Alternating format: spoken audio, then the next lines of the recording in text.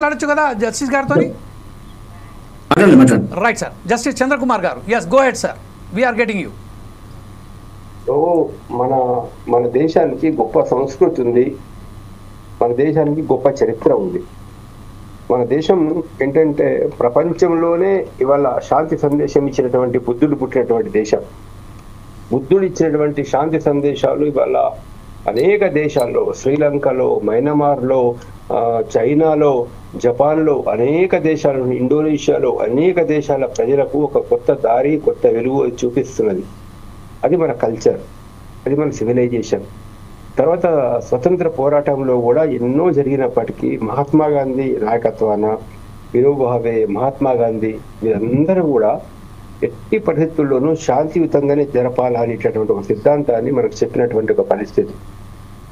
ఇక్కడ విషయం ఏంటంటే శాంతి, మరి మావోయిస్టులు శాంతి కోరుతున్నారా అని ఎవరైనా ప్రశ్నించవచ్చు, లేక మావోయిస్టులు గతంలో చేశారు కదా నేరాలు అని చెప్పేసి చెప్పవచ్చు.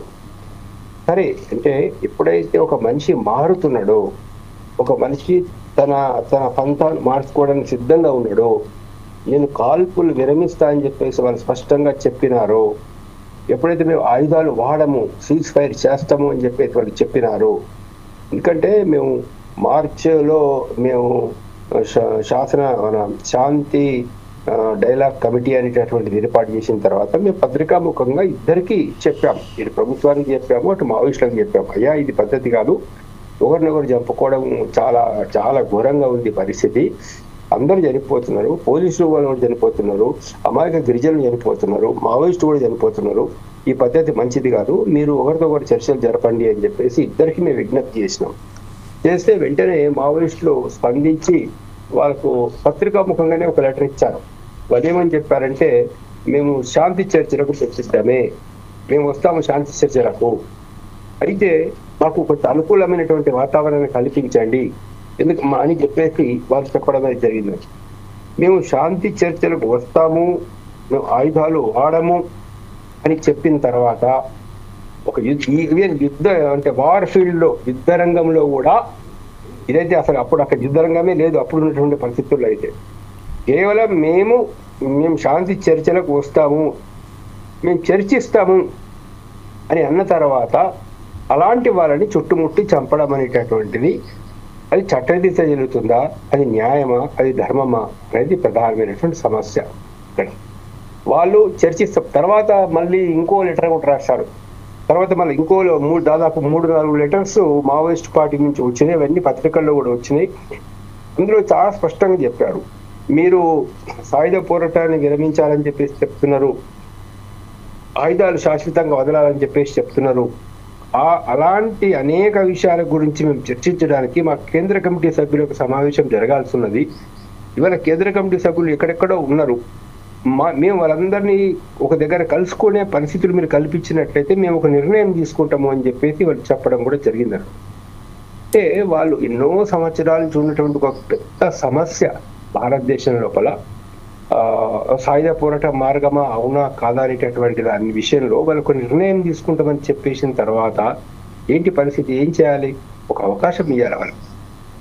ఒక అవకాశం అయితే ఏం పోయింది? ఒక అవకాశం అయితే కేంద్రానికి మన నష్టమా, అమిత్ షా గారికి మన నష్టమా, మోడీ గారికి మన నష్టమా, ఎవరికి నష్టమా చెప్పండి?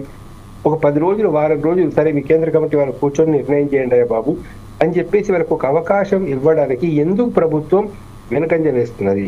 రెండవది, మేము శాంతి చర్చలకు సిద్ధంగా ఉన్నాము, వస్తామని చెప్పేసిన తర్వాత ఇంకా మీరు బలగాలను పెంచి వేలాది మంది బలగాలను తీసుకొని మొత్తం హెలికాప్టర్లు, రకరకాల డ్రోన్ల సాయంతో వాళ్ళని వేటాడడం, జంతువులను వేటాడినట్లు వేటాడేటటువంటి పద్ధతికి పూనుకోవడం అనేది ఇది ఏమాత్రం మానవత్వము, ఇది ఏమాత్రం సరైనటువంటి పద్ధతి? ఇప్పుడు మేము ఒకటే కోరుతున్నాం, మేమేమంటున్నామంటే మేమేమి ఈ పార్టీ కాదు, మాకు మావోయిస్టు పార్టీతో ఏమి సంబంధాలు లేవు, అదేవిధంగా మేము ఏ సంస్థ తరఫున కూడా మేము మాట్లాడడం లేదు, మా అంతటా మేమే శాంతి చర్చల కమిటీని ఏర్పాటు చేసినాము. జై వింధ్యాల గారు కూడా శాంతి చర్చల కమిటీలో సభ్యులుగా ఉన్నారు. ఇక్కడ విషయం ఏంటంటే మా శాంతి చర్చల కమిటీ నుంచి మేము కోరిన తర్వాత మీరు ఆపరేషన్స్ మొదలు పెడితే ఏం జరిగింది పరిస్థితి చెప్పండి? 3 గ్రౌండ్ పోలీసులు చచ్చిపోయారు. దాని తర్వాత 2 ఎస్ఐలు తీవ్రంగా గాయపడ్డారు. ఈ రోజు ఈ నారాయణపూర్ ప్రాంతంలో జరిగినటువంటి ఎన్కౌంటర్స్ ఫలితంగా ఒక్క కానిస్టేబుల్ చనిపోయినట్లు అందులోనే ఇవాళ ఆంధ్రజ్యోతి పేపర్లో రావడం జరిగింది, కొన్ని పత్రికల్లో వచ్చింది. మరి ఇంకా కొంత 5 కానిస్టేబుల్స్ తీవ్రంగా గాయపడ్డారని చెప్పేసి వచ్చింది. సరే, ఏ వార్తలు ఏది కరెక్ట్ అది వేరే విషయం. నేనేమంటున్నానంటే ఆ పోలీస్ కానిస్టేబుల్ అయినా, లేకపోతే ఒక్కొక్క మావోయిస్ట్ అయినా, లేకపోతే ఒక ఆదివాసి అయినా, ఒక కన్న తల్లి తండ్రి వాళ్ళు ఎంత బాధపడతారు. ఎవరైనా తల్లిదండ్రి శవాన్ని చూడాలనుకుంటారా? తమ పిల్లల శవాలను చూడాలనుకుంటారా? అందులో అలాంటిది ఇవాళ ఇప్పుడు గ్రౌండ్ పోలీసులు అనుకోండి, వాళ్ళు ఏం పాపం చేశారని, ఎందుకు ప్రాణాలు గొప్పలా? ఇవాళ ఒక కానిస్టేబుల్ చనిపోయాడు నారాయణపూర్లో. ఆయన ఒక కానిస్టేబుల్ ఎందుకు చనిపోవాలి చెప్పండి? ఎందుకు చనిపోవాలా? దీన్ని ఆపే అవకాశం మీకు ఇచ్చారు మావోయిస్టులు. దీన్ని కూడా ఇలాంటి ఒక సంఘటన జరగకుండా చర్చలు చేద్దాము, మాట్లాడదామని చెప్పేసి ఒక అవకాశం ఇచ్చినారు. మరి అలాంటప్పుడు నువ్వు నేను చేయను అంటే, చర్చలే చేయను అంటే అది ఎంత దుర్మార్గమైనటువంటి విషయం అంటే, చర్చలు చేయనంటే. ఇంకొకటే ఒక పాయింట్ చెప్పేసి నేను ముగిచ్చేస్తాను. మన దేశంలో ఇవాళ అమిత్ షా గారు ఒకటి మాట్లాడుతూ నక్సలిజం నిర్మూలనలో ఇది ఒక మైలురాయి, విజయం, ఇది ఒక విజయం అని చెప్పేసి వర్ణించాడు. మన ప్రధానమంత్రి మోడీ గారు ఆపరేషన్ లో పాల్గొన్న బలగాలను చూసి నేను గర్విస్తున్నాను అని చెప్పేసి చెప్పడం అన్నాడు. అంటే ఇది ఎక్కడ నేను చూడలేదండి. ఒక వ్యక్తిని చంపిన తర్వాత, ఒక నాయకుడిని చంపిన తర్వాత ఒక వ్యక్తి చనిపోవడాన్ని చూసి మేము సంతోషిస్తున్నాము, మేము గర్విస్తున్నాము, మేమేదో దీన్ని ఒక విజయంగా భావిస్తున్నాము అని ఏ దేశ సంస్కృతి చెప్తున్నది? ఏ దేశ కల్చర్ చెప్తున్నది? ఇది ఎక్కడైనా ఉందా? ముఖ్యంగా భారతదేశం లోపల ఉందా? అరే మీరు రామాయణాన్ని భారతాన్ని చదువుతారు కదనయ్యా, దయచేసి ఒకసారి మీరు రాముడు మా ఆదర్శం అంటారు కదా, రామాయణం చదవండి. రామాయణంలో రావణుడు చనిపోయిన తర్వాత అక్కడ విభీషణుడు ఏడుస్తూ ఉంటే రాముడు అక్కడికి వెళ్ళి అతన్ని ఓదారుస్తూ ఏమంటాడంటే, రావణుడు గొప్ప పరాక్రమవంతుడు, ఆయన ఎంతో పరాక్రమంతో పోరాడాడు, ఆయన ఎంతో ప్రజ్ఞావంతుడు, ఈ ప్రజ్ఞావంతుడైనటువంటి ఈ వీరుడికి ఇంద్రాది దేవతలను గడగడలాడించాడు రావణుడు అని చెప్పేసి మరి శ్రీరాముడు పొగిడాడు ఇక్కడ విషయం. మరి ఇంకొక విషయం కూడా చెప్పాడు, ఏంటంటే ఏదైనా వ్యతిరేకత, శత్రుత్వం, వైరభావం ఉంటే అది చనిపోయేంత వరకే కానీ చనిపోయిన తర్వాత ఉండదు, ఎవరి పట్ల ఉండకూడదు అని చెప్పేసి కూడా చెప్పడం జరిగింది. మరి ఏంటి మీరు రామాయణం ఫాలో అవుతున్నారా, మహాభారతం ఫాలో అవుతున్నారా? మహాభారతంలో ఎక్కడైనా ఒక్క చూపించండి.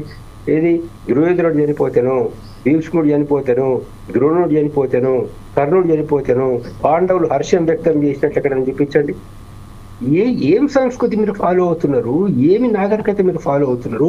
భవిష్యత్ తరాలకు మీరు ఏం నేర్పదలుచుకున్నారు? ద్వేషం నేర్పిస్తారా? పగ నేర్పిస్తారా? చంపడం కరెక్ట్ అని చెప్పేసి మీరు చెప్తారా?